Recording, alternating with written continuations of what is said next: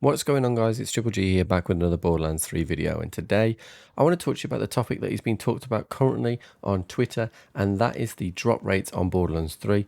Now, there are arguments for both sides of the fence on this one, but what I'm going to do is tell you what I think these drop rates are actually pretty good, and in fact, it's not the drop rates at all that are the problem. Guys, if you enjoyed this video, please consider subscribing to the channel or join us over on Twitch. We stream 5 times a week. I would certainly urge you to listen to the end of this video and let me know in the comment sections below if you disagree. Guys, let's get straight into this video. So there are a number of things that I think you have to consider when talking about the drop rates. So let's go through them. First up, it's the weapon itself. Does it have a dedicated drop, or is the weapon part of the wider world drop loot pool that you can obtain from just about any source? Even then, weapons like the Hellwalker can actually be both. Next, once you have farmed that weapon, you need to consider whether or not it falls into a few categories in terms of min-maxing. Is it a higher damage weapon but with a lower magazine size, or is it one of the lower damage ones but higher magazine size? And for instance, sometimes it can just be down to the number of pellets that weapon has on it. This adds the first layer of RNG on top of the RNG of the weapon dropping itself. Next up, you've got the anointments. So you've got the weapon you want, it came with the parts you wanted for your build, but now you're looking for the right anointment. And which in some cases on Mayhem 10, the right anointment can be make or break for the weapon. There are currently over 40 weapon anointments in the game, not counting the new terror anointments, which will probably be around in the next couple of days.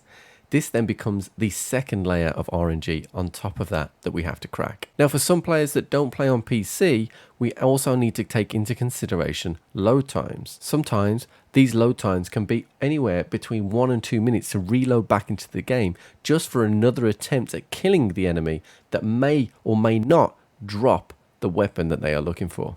Now, if you're still with me, you're probably thinking this sounds pretty rough. So why is the title of this video that why I wouldn't change the drop rates currently in the game? Now, this is where I think you have to remain objective to the actual status of the game.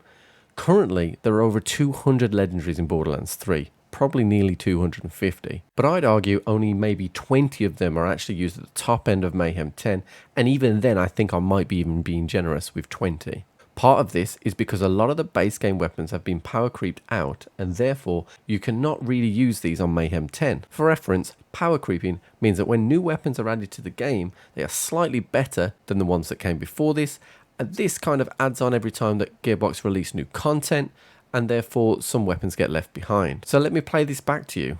You want a Monarch, which is considered a top tier assault rifle currently. You kill Kilovolt and he drops you the gun, but it's the wrong anointment, and he also drops another 5 legendary items.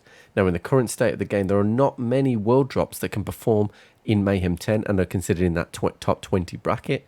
So this means that most players like myself don't even check the loot on the ground, all the world drops, and just focus on the weapon that I'm looking for. Now, it's for this reason that I don't want to see the drop rates change, because the world drops will help console players with their huge load times still get some enjoyment out of the game for the world drops that are on the ground. However, what I would say is if these world drop items and the other 180 or so weapons were balanced correctly, and that pool of 20 increased dramatically, I would then reduce the amount of world drops potentially dropping from enemies. New console load times will help console players farm more efficiently, but I think it will be a long while before we see most people make the transition to the next generation. When it comes to farming gear, I do actually want a level of difficulty when trying to get some of the best items in the game.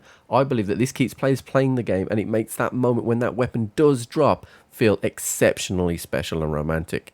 So guys, let me know in the comment section below if you agree, or join us over on Twitch to talk about this more. In summary, I do think that the console load times are going to be a dramatic impact to most Borderlands players. I would like to see the amount of world drops reduced, but only if those world drops were brought up to balance. I would always want these weapons to be balanced no matter what, but if we suddenly start to get top tier weapons all over the shop and they're dropping from everywhere, that's when I think that we should reduce the drop rates.